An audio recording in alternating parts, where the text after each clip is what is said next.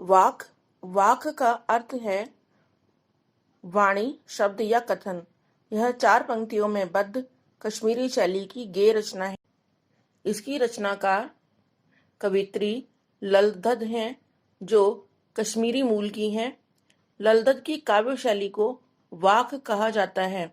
जिस तरह हिंदी में कबीर के दोहे, मीरा के पद, तुलसी की चौपाई और रसखान के सवैये प्रसिद्ध हैं, उसी तरह ललदद के वाक प्रसिद्ध। रस्सी कच्चे धागे की खींच रही मैं नाव, जाने कब सुन मेरी पुकार, करें देव भव सागर पार। पानी टपके कच्चे सकोरे, व्यर्थ प्रयास हो रहे मेरे, जी में हुट्टी रह हुक, घर जाने की चाह घेरे। खा खा कर कुछ पाएगा नहीं, ना खाकर बनेगा अहंकारी, सम खा तभी होगा संभावी, खुलेगी सांकल बंद द्वार की।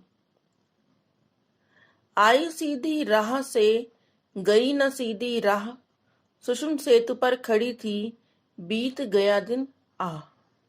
जेब टटोली कोई न पाई, माझी को दूं क्या उतराई। थल थल में बसता है शिव ही, भेद न कर क्या हिंदू मुसलमान। ज्ञानी है तो स्वयं को जान, वही है साहिब से पहचान। वाक। अब इन पंक्तियों के अर्थ। रस्सी कच्चे धागे की खींच रही मैं नाव, जाने कब सुन मेरी पुकार, करें देव भव सागर पार। पानी टपके कच्चे सकोरे, व्यर्थ प्रयास हो रहे मेरे, जी में उठती रह हुक, घर जाने की चाह घेरे। कवित्री ने इन पंक्तियों में अपने इंतजार और प्रयास का वर्णन किया है कि कब उनका मिलन परमात्मा से हो पाएगा।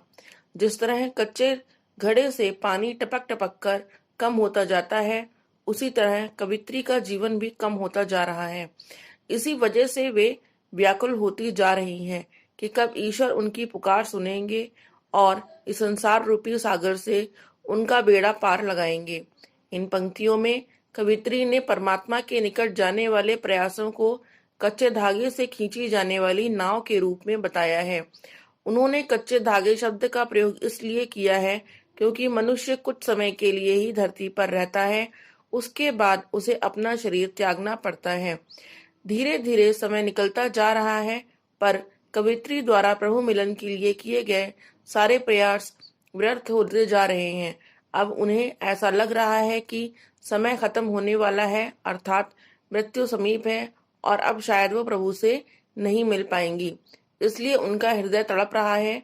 वो प्रभु से मिलकर उनके घर जाना चाहती हैं, अर्थात उनकी भक्ति में ही लीन हो जाना चाहती हैं।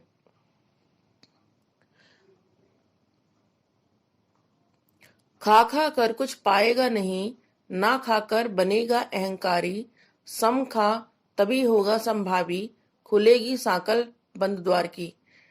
अपनी इन पंक्तियों में कवित्री कहती हैं कि अगर हम सांसारिक विषय वासनाओं में डूबे रहेंगे तो कभी भी हमें मोक्ष की प्राप्ति नहीं होगी। इसके विपरीत अगर हम सांसारिक मोह माया को छोड़कर त्याग और तपस्या में लग जाएंगे तो इससे भी हमें कुछ लाभ नहीं होगा।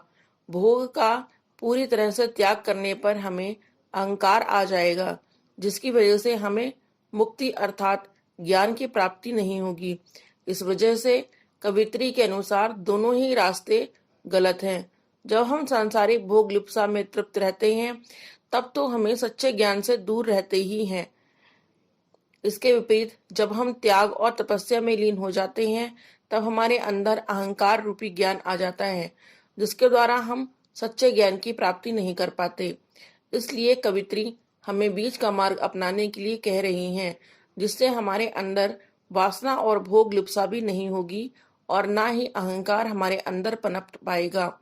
तभी हमारे अंदर समानता की भावना रह पाएगी। इसके बाद ही हम प्रभु की भक्ति में सच्चे मन से लीन हो सकते हैं।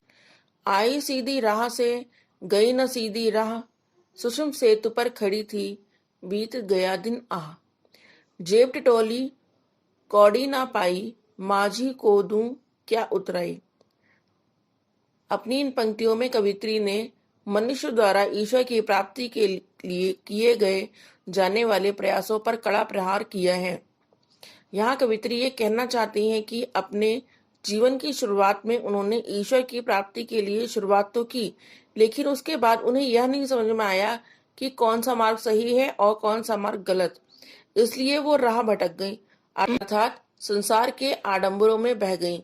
यहाँ रास्ता भटकने से मतलब है समाज में प्रभु भक्ति के लिए अपनाए जाने वाले तरीके, जैसे कुंडली फेरना, जागरण करना, जप करना इत्यादि। परंतु ये सब करने के बाद भी उनका परमात्मा से मिलन नहीं हुआ। इसीलिए वो दुखी हो गई हैं कि जीवन भर इतना सब कुछ करने के बाद भी उन्हें कुछ हासिल नहीं हुआ और वे खाली हाथ ही रह गईं। अब तो उन्हें यह डर लग रहा है कि जब वे भवसागर रूपी समाज को पार करके ईश्वर के पास जाएंगी तो परमात्मा को क्या जवाब देंगी। थल थल में बसता है शिव ही, भेद न कर क्या हिंदू मुसलमान, ज्ञानी है तो सम को जान, यही है साहिब से पहचान। अपनी इन पंक्तियों में कवित्री हमें भेदभाव, हिंदू मुसलमान इत्यादि समाज में व्याप्त बुराइयों का बहिष्कार करने का संदेश दे रही हैं। उनके अनुसार शिव हर जगह बसा हुआ है, चाहे वो जल हो या आकाश, या फिर हो धरती या प्राणी, यहाँ तक कि हमारे अंदर भी ईश्वर बसा हुआ है। वह किसी व्यक्ति को ऊंच नीच भेदभाव की दृष्टि से नहीं देखता, बल्कि वह हिंदू मुसलमान को एक ही नजर से देखता है। उनके अनुसार ईश्वर की प्राप्ति के लिए सबसे पहले हमें आत्मज्ञान प्राप्त करना जरूरी है, क्योंकि इससे ही हम ईश्वर को प्राप्त कर सकते हैं। ईश्वर स्वयं हमारे अंदर आत्मा रूप में बसे हुए हैं। इसलिए कवित्री ज्ञानी पुरुषों से कह रही हैं कि अगर तुम ज्ञानी हो तो स्वयं को पहचानो, क्योंकि आत्मज्ञान ही एकमात्र उपाय है जिससे हम परमात्मा को समझ सकते हैं और उन्हें पहचान सकते हैं।